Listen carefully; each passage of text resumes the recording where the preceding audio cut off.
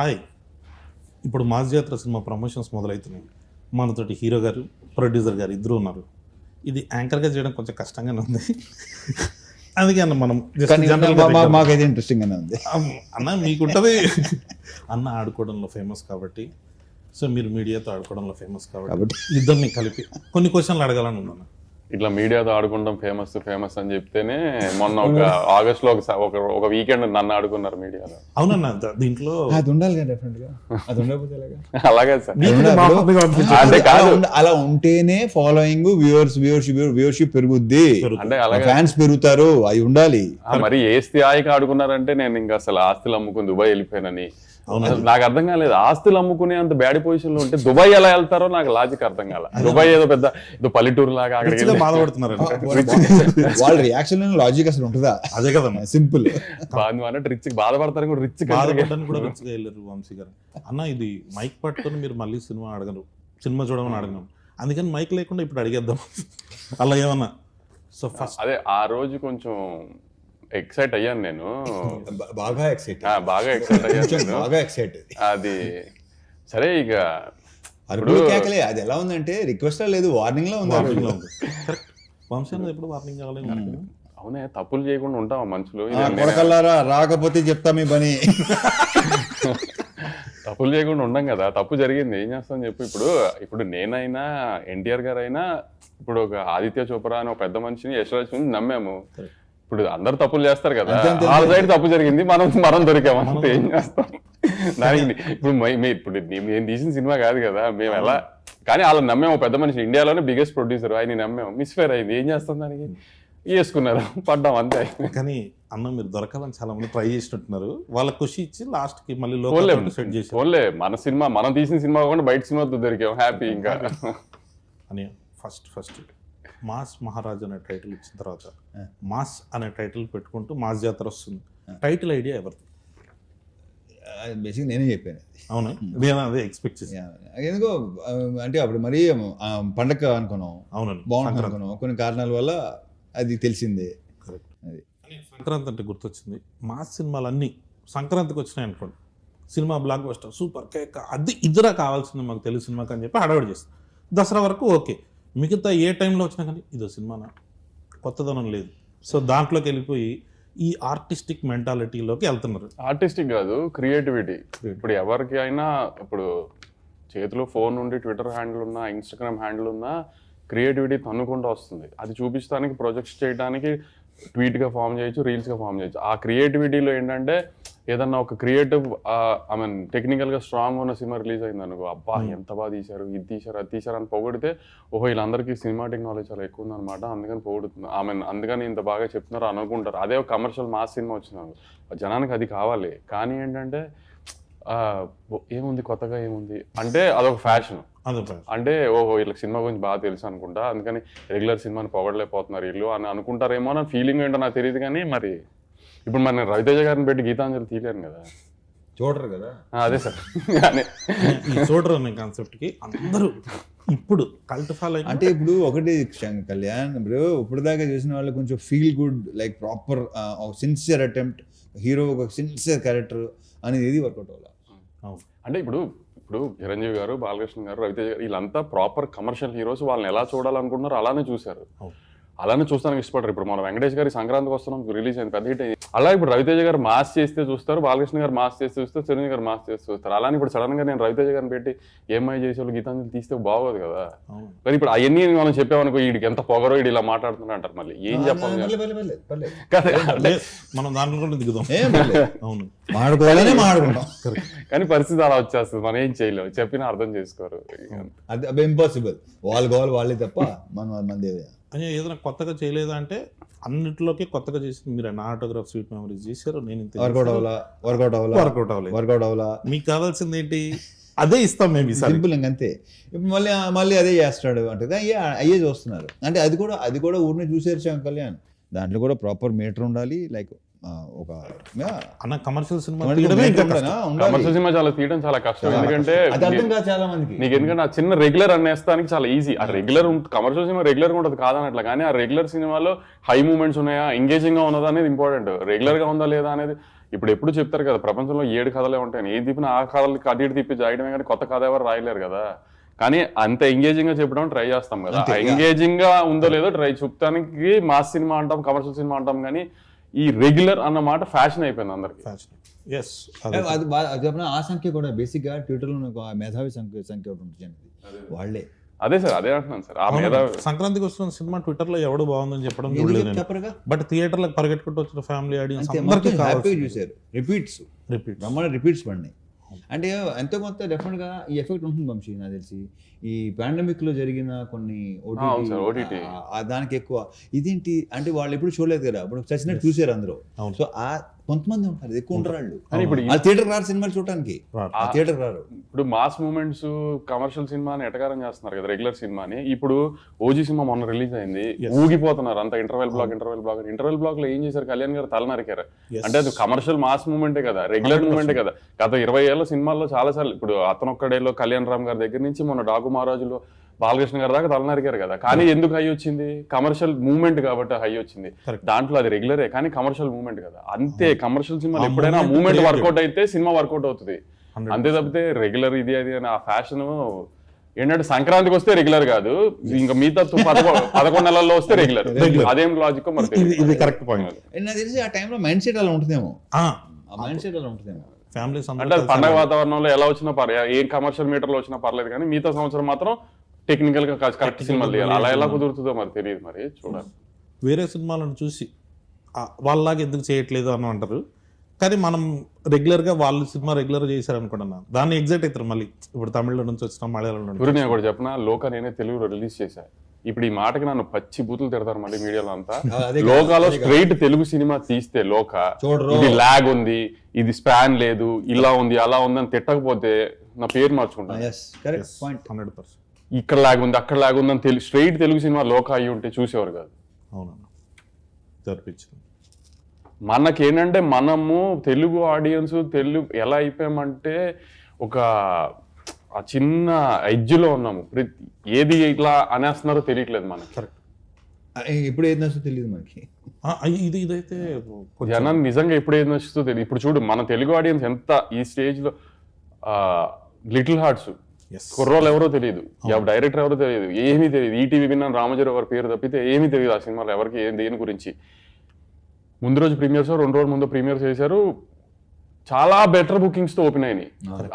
ఆ రోజు రిలీజ్ అయిన 2-3 సినిమాల్లో చాలా బెటర్ బుకింగ్స్ తో ఆ సినిమా ఓపెన్ అయింది. అంటే తెలుగు సినిమా ఆడియన్స్ చూడు వాళ్ళు ఫిక్స్ అయితే ఎలా అయినా చూసేస్తున్నారు సినిమా ముందే. కానీ కాబట్టి తెలుగు సినిమా ఆడియన్స్ ఏది చూడాలనుకున్నారు ఏది వద్దనేది ఎవడో గేజ్ చేయలేము. అని మాస్ జాతర గురించి వస్తే ఇప్పటి వరకు ఎక్కువ మంది కొత్త డైరెక్టర్లు ఇంట్రడ్యూస్ చేసింది మీరే. అవునా? యా, మొత్తం ఒక స్టార్ హీరో ఇంతమంది కొత్త డైరెక్టర్. అంటే ఇప్పుడు మనం లెక్క పెట్టుకుంటే చిరంజీవి గారితో చేస్తున్నాం, బాబీ గారి దగ్గర నుంచి మన గోపిచంద్ మల్లిన్ గారు కావచ్చు, మన హరీష్ శంకర్ గారు కావచ్చు, నాగార్జున గారు కూడా వస్తారు, ఆయన కూడా. నాగార్జున మన జనరేషన్లో మీరు ఇప్పుడు భాను కథ ఓకే చేశారు మీరు. భాను రైటర్గా ఫేమస్, సామజవర్గం డైలాగ్స్ ఇవన్నీ కుమ్మేస్తారు. డైరెక్టర్గా భానులో ఆ కథ చెప్పినప్పుడు మీకు నచ్చింది ఏంటి? అంటే కథ మాత్రం ప్రాపర్ కమర్షియల్ ప్యాకేజ్ ప్రాపర్గా చెప్పాడు, అది నాకు బాగా నచ్చింది. ఇక మిగతా అతను ఎలా చేయాలి, ఏ సీన్ ఎలా చేయాలి చెప్పాడు, నాకు క్లియర్గా చెప్పాడు. సో అప్పుడేంటంటే ఛాన్స్ తీసుకోవటమే. ఇప్పుడు చాలామంది కథ చాలా బాగా చెప్తారు, సినిమా ఎగ్జిక్యూషన్ అసలు టోటల్ ఫెయిల్ అవుతారు.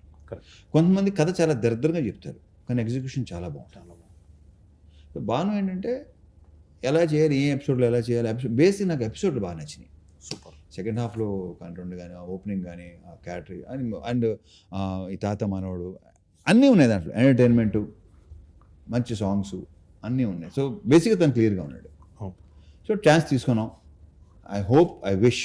ఎస్, మీరు చేసేటప్పుడు నేను ఇది కూడా చెప్తాను, నేను ఎంజాయ్ చేశాను అంటే నేను ఇప్పుడు డిసప్పాయింట్ చేయాలి. సూపర్. లేదన్నా, మాస్ జాతర మీద హై ఎక్స్పెక్టేషన్స్ రావడానికి ఫస్ట్ రిలీజ్ అయిన పోస్టర్ తర్వాత సాంగ్, మీరు ఇడియట్లో టాప్ సాంగ్ అది, మొత్తం జనాలందరూ పాడేసుకొని, ఇప్పుడు రవితేజ గారిది మేము ఏదైనా చూపించాలి ఇమిటేషన్ అని అంటే ఫస్ట్ ఆ సాంగ్ ఎత్తుకుంటాం. ఆ ట్యూన్ని పట్టుకురావాలన్నది భీమ్స్ గారి ఐడియానా, మీ ఐడియానా, డైరెక్టర్ గారి ఐడియా? అది నాకు తెలిసి భీమ్స్దే ఐడియా. అది ఫస్ట్ ఈ ట్యూన్ చెప్పాడు, అప్పటికి ట్యూన్ చెప్పాడు, దీంట్లో ఇది కలిపితే చాలా బాగుంటుంది, తందే మొత్తం తందే. సూపర్. అండ్ ఇప్పుడు రేపు ఆడియో విన్నారు కదా, రేపు థియేటర్లో అది ఇంకోలాగా ఉంటుందని నేను నమ్ముతున్నాను. ఇంకా ఊగిపోతారని నాకు ఉంది డెఫినెట్గా. అని శ్రీలీల గారి చాయిస్ మీద అన్నారు మామూలుగా అనుకున్నాం, దానికి ఏమి వేరే ఆప్షన్ పెట్టుకుని లీలా ముందు నుంచి లీలానే అనుకున్నాం. లీలా అవును. ఇంకోటి ఏంటంటే ఆ క్యారెక్టర్కి కంపల్సరీ తెలుగు స్పీకింగ్ ఫన్ కూడా చేయాలి. ఎందుకంటే డబ్బింగ్ లో ఆ ఫన్ పోద్ది, అవును, డెఫినెట్ గా రాదు అది. 100%. సో తెలుగు అమ్మాయి పైగా శ్రీకాకుళం స్లాంగ్ నేను ఎక్స్పెక్ట్ చేయలేదు, చాలా బాగా చేసలా, చాలా బాగా చెప్పి, అవును, చాలా బాగుంది. అండ్ ఇప్పుడు దాకా చూసిన లీలాకి ఈ లీలాకి డెఫినెట్గా తేడా ఉంటుంది. తేడా. నేను ట్రైలర్ చూడడం జరిగింది, అంటే ఇప్పటికి ఇంకా రిలీజ్ అయినది. ట్రైలర్లో మాత్రం అసలు ఆ క్లైమాక్స్ షార్ట్స్ అవన్నీ వచ్చాయి కదన్నా, బ్లాక్ షర్ట్ వేసుకొని యాక్షన్ ఎపిసోడ్స్ అద్దరు కొట్టేసినట్టున్నారు. వెంకట్ మాస్టర్ కదా, మొత్తం వెంకట్ గారు, వెంకట పృథ్వీ మీరు డాకు మహారాజు వెంకట్ గారే దీంట్లోనూ, వెంకట్ గారు బాగా సెట్ అయినట్టు. వెంకట్ చాలా, వాళ్ళిద్దరూ ఆల్రెడీ ఎస్టాబ్లిష్డ్ టెక్నీషియన్, పృథ్వీ ఏమో అప్కమింగ్ టెక్నీషియన్. ఇద్దరు సూపర్ టెక్నీషియన్స్. స్టైల్ ఉంటుంది, పృథ్వీలో స్టైల్ ఉంటుంది, వెంకట్లో స్టైల్తో పాటు మాస్ ఉంటుంది. పర్ఫెక్ట్. అని మీ ఇద్దరిలో కాంబినేషన్ అంటే ఏదన్నా ఉంటే అంటే డైరెక్ట్గా మొహం మీద ఫ్రాంక్గా ఏదైనా కష్టాలు పడ్డారా మీరు అంటే, బొక్క ఎవరి కోసం పడ్డా, నా కోసం పడ్డారని చెప్పే టైప్ మీరు. ఇదేమో ఏదైనా సో మాట్లాడంటే ఫస్ట్ ఒకసారి లేని కూడా కొన్ని వచ్చేస్తుండే. మీ ఇద్దరికి ఎప్పుడైనా ఫ్రాంక్గా మాట్లాడుకుని గొడవలు జరగడం కానీ, అరుపులు కేకలు అక్కడ వరకు వెళ్ళకపోయినా ఇన్స్టెంట్ అరుపులు హీరోలతో ఎవరైనా అరుపులు కేకలు వెళ్తే కామన్ సెన్స్ ఉంది అంటే ఇప్పుడు ప్రస్తుతానికి సార్ నా మీద అలిగే ఉన్నారు 27 డేట్ పోయిందని. అంటే ఇది కూడా ఒకటి ఉంది కదా అసలు, ఈ యూనియన్ గొడవలు దీనివల్ల లేట్ అవ్వడము అది కాదు కానీ సరే, ఇంకా రీజన్స్ గురించి కూడా మాట్లాడుకోవడం వేస్ట్ కానీ అనవసరం కానీ. సో కాకపోతే ఇదైతే ఒకటి ఉందన్న, 75th ఫిలిం లేట్ అవుతుందని ఫ్యాన్స్ ఉన్నారు. సో సార్ది 75th ఫిలిం కాబట్టి మీరు ఏం ప్రామిస్ చేస్తున్నారు?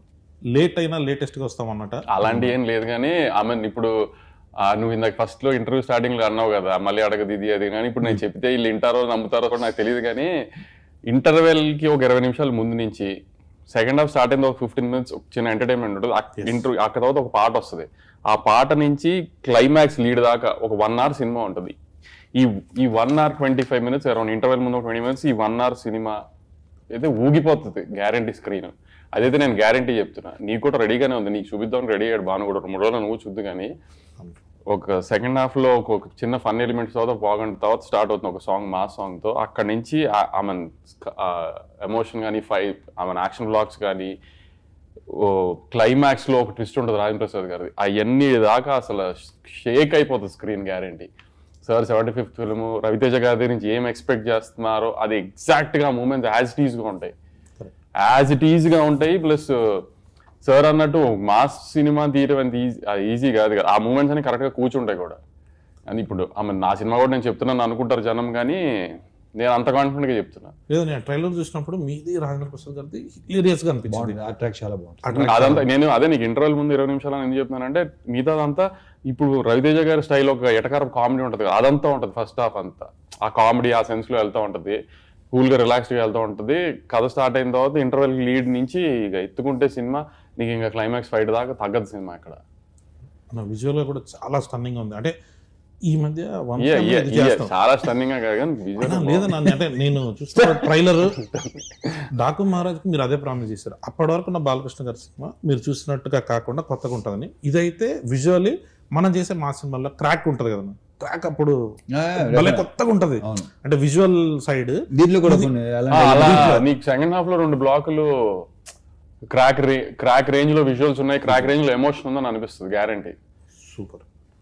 అదే అన్న డిఓపి గారి గురించి చాలా బాగా చేశాడు కదన్నా. అసలు ఆయన విజువల్స్ అన్ని చూస్తుంటే మహావీరన్ కెమెరామెన్, మహావీరన్ కెమెరామెన్ చాలా బాగా చేశాడు. అదే నాకు కొంచెం ఆర్టిస్టిక్ స్టైల్ సినిమాల నుంచి సడన్ గా కమర్షియల్ లోకి వచ్చినప్పుడు వచ్చి ఆ కొత్త వైబ్ ఉంటది కదా, ఆ వైబ్ తను కూడా ఇలాంటి సినిమా నేను చేయాలని, తనకి ఇష్టం ఇలాంటి సినిమాలు చేయటం అంటే.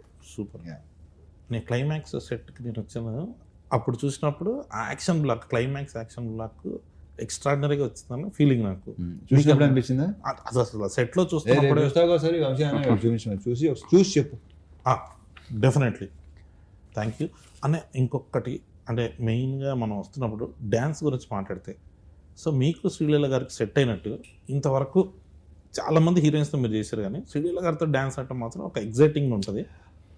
అంటే తను సూపర్ డాన్సర్, అది అందరికీ ప్రత్యేకంగా చెప్పక్కర్లేదు. అసలు యాక్చువల్లీ ఇంకొక మేజర్ డాన్స్ నెంబర్ రిలీజ్ చేయాలి, అది రిలీజ్ దగ్గరలో రిలీజ్ చేద్దామని అది హోల్డ్ చేసాం. సాంగ్ అవ్వాలని కోరుకుంటున్నాను. లేదు ఆ సాంగ్స్ అన్ని అది బాగుంటాయి. కూడా సెకండ్ సాంగ్ కి అలా లిరిక్స్ మీద చిన్న కాంట్రవర్సీ వచ్చింది, ఏంటి బూతులు పెట్టారు ఇది అంటున్నారు. అది నాకు విషయం నేను అన్నప్పుడు చాలా మంది సార్ వాళ్ళు ఆ లాస్ట్ ది వదిలేసి ఫస్ట్ ఇది మాత్రమే తీసుకుంటున్నారు కొంతమంది, అందరూ కాదు అది.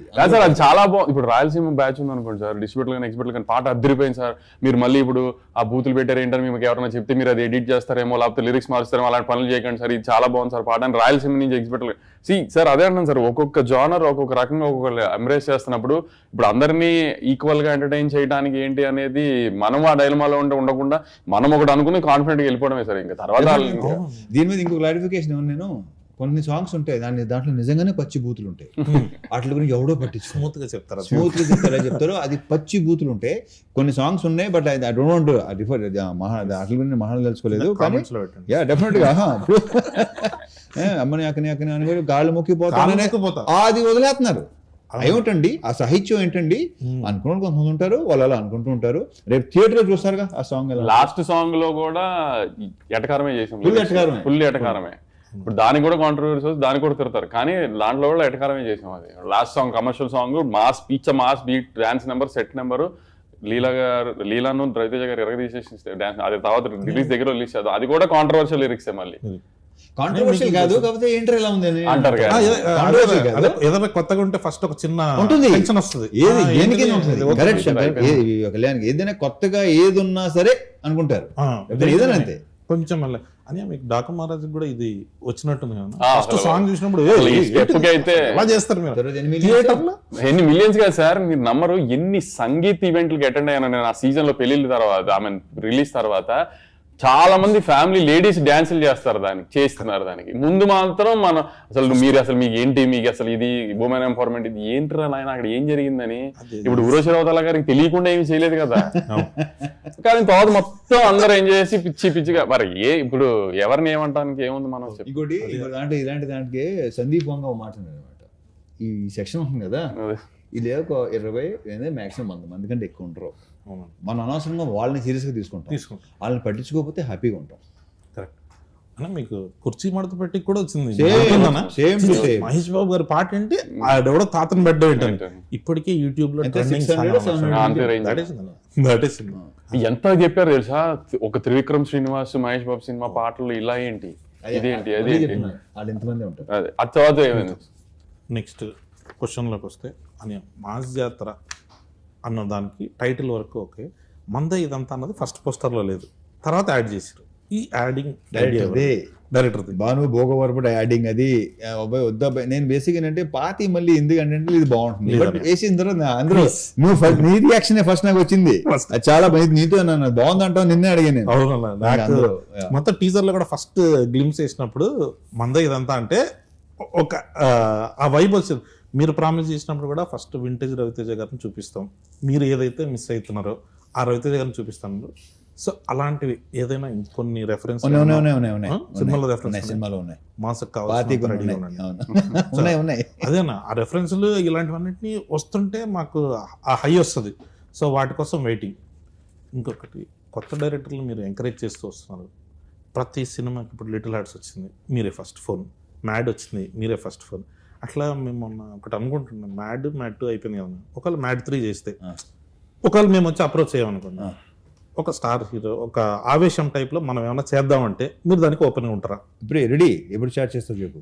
అయితే మన మ్యాడ్ క్యూబ్, టిల్లు క్యూబ్ కలిపి సో అట్లా సెట్ చేసి మాస్ మ్యాడ్ క్యూబ్ ఒకటి ట్రై చేస్తాం నేను. మాస్ జాతరకి ఇప్పుడు ఈ మధ్య పార్ట్ 2 అన్నది ఫ్రాంచైజీలు సీక్వెల్స్ వస్తున్నాయి కదా, మాస్ జాతర 2 ఏమైనా ఎక్స్పెక్ట్ చేయొచ్చు? అది భానుభోగం అడుగు.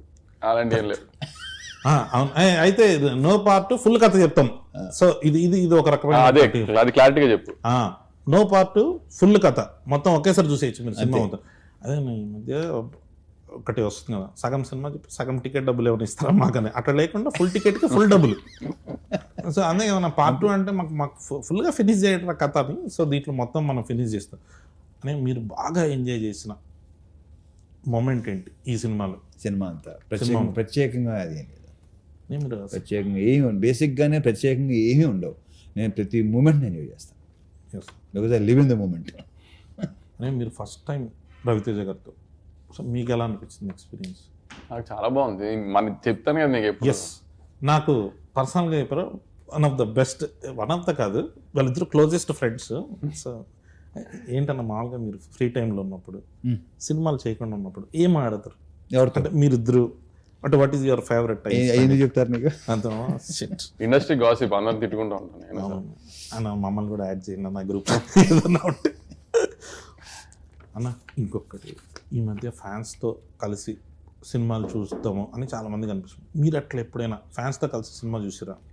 లేదు, బట్ ఒకసారి చేయాలనుకుంటున్నా అలాగా, సరదాగా సరదాగా. మా జాసర హిట్ రిపోర్ట్ వచ్చేసిన తర్వాత సార్ కానీ ఆర్ట్ సినిమాలో అందరూ అది థియేటర్ ఆగదు అవనే. ఇప్పుడు మా జాతర రిలీజ్ అయ్యి గ్యారెంటీ హిట్ రిపోర్ట్ వస్తుంది, అది నన్ను నమ్మండి. మళ్ళీ మీరు ఆగస్ట్ లో జరిగిన దాన్ని గుర్తుపెట్టుకుని అనకండి, కానీ మా జాతర నేను చెప్పిన బ్లాక్లు ఖచ్చితంగా వర్కౌట్ అవుతాయి, సినిమా బాగుంటది.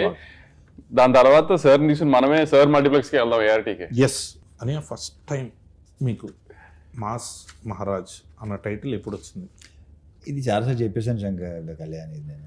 నువ్వు అది నేను పిలిచింది ఈ రొటీన్ అడగొద్దని, నువ్వు మళ్ళీ వద్దు, నా మాట. పేపర్ పట్టుకునేది నాకే చెప్పి చిరాకు దొరుకుతుంది. ఎస్, పేపర్ పట్టుకు పాత ఇంటర్వ్యూలు ఒకసారి చూసుకుంటే తెలిసిపోతుంది. చూసుకోండి. యా, అదే ఏదన్నా కొత్తగా అడగన్నారు, కానీ చెత్తగా అడిగినందుకు సారీ అన్య. తర్వాత మీరు ఫస్ట్ టైం ప్రాజెక్ట్ స్టార్ట్ చేసిన సంక్రాంతికి, డిలే కారణం ఏంటి? నేను చెప్తాను. అది సంక్రాంతి రిలీజ్ అవ్వాల్సింది, నాకు ఇంజురీ అయింది. నాకు ఇంజురీ అయ్యి కొంచెం దానికి 3 months to 4 months కూడా దొబ్బింది. May 9th అనుకున్నాం, మళ్ళీ కాల్ ఇంజురీ అయింది. ఇక తర్వాత వదిలే. అది ఆగస్ట్ 27th మాత్రం నేను తనే పుష్ చేశాను. యాక్చువల్లీ మిగతా 2 సార్ అంటున్నారు, కానీ వర్క్ సైడ్ కూడా కొంచెం స్లోగానే వెళ్ళింది. కానీ ఆగస్ట్ 27th మాత్రం నేను పుష్ చేశాను. ఏజ్ అయినా మన మంచికి ఓకే, కరెక్ట్. ఎందుకంటే ఎలాగో ఎక్కుతున్నారు, ఇంకెందుకు ఎక్కించుకుంటాం. ఇప్పుడు మనల్ని ఎక్కే విషయంలో ఇప్పుడు అనవసరంగా సార్ని బలి చేయక్కర్లే కదా, 75th ఫిల్మ్ కదా అది.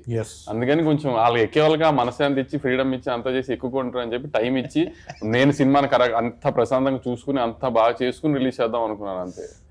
అందుకంటే ఏం లేదు ఇక్కడ. కానీ మధ్యలో ఆశలు అమ్మి దుబాయ్ వెళ్ళడం టైం పట్టింది కాబట్టి కొంచెం మళ్ళీ వెనక్కి రావాలి కదా, మళ్ళీ ఆశలు కొని మళ్ళీ కొంచెం వెనక్కి వెళ్ళాలి. అదే దుబాయ్లో కొంచెం